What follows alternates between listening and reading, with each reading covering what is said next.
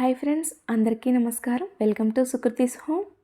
కార్తీక మాసంలో నిత్య పూజ కోసం కావాల్సిన పూజా సామాగ్రిని షేర్ చేయబోతున్నాను.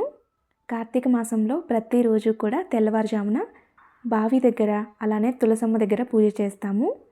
అయితే ప్రతిరోజు కూడా తెల్లవారుజామున కంగారు పడకుండా ఒక ప్లేట్లోకి అన్నీ సిద్ధం చేసుకొని ఈ నెల రోజులు కూడా ఈ ప్లేట్ని పక్కన పెట్టుకోవాలి. అవేంటంటే ముందుగా అయితే పూజ కోసం పసుపు, కుంకుమ, గంధము, అక్షింతలు, అలానే వస్త్రమాల, ఒత్తిపత్తి మాలను కూడా ముందుగానే సిద్ధం చేసి పెట్టుకోండి. అలానే దీపారాధన చేయడం కోసం 2 ప్రమిదలు, అలానే నువ్వుల నూనె, అలానే ఉసిరికాయ మీద ఒత్తి వెలిగించుకోవాలి అనుకుంటే ఉసిరికాయలు కూడా, వాటితో పాటు ఒత్తుల ప్యాకెట్, అగ్గిపెట్టె, పంచపాత్ర ఉద్దరిని, అలాగే ఆచమనం చేసుకోవడానికి కూడా ఒక గ్లాస్ కింద ఒక ప్లేట్ పెట్టుకొని తీసుకోవాలి. ఈ పంచపాత్ర ఉద్దరిని, గ్లాసు, అలాగే హారతి ప్లేటు, ఈ మూడింటిని కూడా ప్రతిరోజు వాష్ చేసుకొని పెట్టుకోవాలి. అలానే ఉసిరికాయ మీద వెలిగించుకునే కుంభ ఒత్తులు ఆవు నేతిలో కానీ నువ్వుల నూనెలో కానీ ముందుగానే నానబెట్టుకొని ఒక బాక్స్లో పెట్టేసుకుంటే చక్కగా వెలుగుతాయి. అలానే ఊది బస్తీలు, అలానే పూజకు కావాల్సిన పువ్వులు కూడా ముందు రోజే తెప్పించుకొని ఫ్రిడ్జ్లో పెట్టేసుకోవాలి. ఎందుకంటే కార్తీక మాసంలో మనం తెల్లవారుజామునే పూజ చేసుకుంటాం కాబట్టి ఆ రోజు పూజకి ఇబ్బంది అవ్వకుండా ముందు రోజే తెప్పించుకొని ఫ్రిడ్జ్లో పెట్టేసుకోవాలి.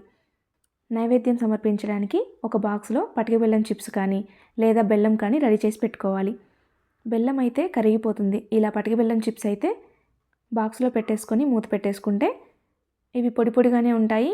మనం ప్రతిరోజు కూడా నైవేద్యం సమర్పించవచ్చు. అలానే హారతి కర్పూరం కూడా ఒక చిన్న బాక్స్లో పోసుకొని పెట్టుకుంటే ఈజీగా అందుబాటులో ఉంటాయి. అలానే హారతి ఇవ్వటం కోసం హారతి ప్లేటు, గంట, ఇలా వీటి వరకు మనం ఒక ప్లేట్లో సిద్ధం చేసి పెట్టుకుంటే తెల్లవారుజామున ఇబ్బంది లేకుండా ఉంటుంది. ఒకవేళ కార్తీక పౌర్ణమి రోజు కానీ సోమవారాలు కానీ గుడికి వెళ్ళాలంటే ఈ సామాగ్రి మొత్తాన్ని ఒక బాస్కెట్లో పెట్టుకోవాలి.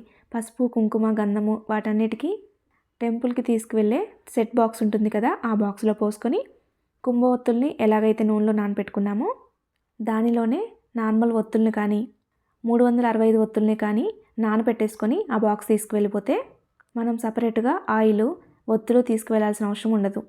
అలానే వీటన్నిటితో పాటు బియ్యపిండిని కూడా తీసుకువెళ్ళాలి. మనం రోజు కూడా ప్లేట్లో ఈ బియ్యపిండిని పక్కన పెట్టుకోవాలి. ఇలా ఈ పూజా సామాగ్రి వరకు పక్కన పెట్టేసుకుంటే ప్రతిరోజు కూడా కార్తీక మాసంలో తెల్లవారుజామున పూజ చేసుకోవచ్చు. పూజ ఎలా చేసుకోవాలి అనేది ఆల్రెడీ వీడియో చేశాను, లింక్ కింద డిస్క్రిప్షన్లో ఇస్తాను. ఇంట్రెస్ట్ ఉంటే చెక్ చేయండి. తెలుసుకున్నారు కదా కార్తీక మాసంలో తెల్లవారుజామున పూజ చేసుకోవడానికి ఏ సామాగ్రి సర్ది పెట్టుకోవాలనేది. ఈ వీడియో కానీ మీకు నచ్చినట్లయితే లైక్ చేయండి, మీ స్నేహితులకి, బంధువులకి షేర్ చేయండి. మరిన్ని వీడియోస్ కోసం మన ఛానల్ సబ్స్క్రైబ్ చేసుకోండి. ధన్యవాదములు.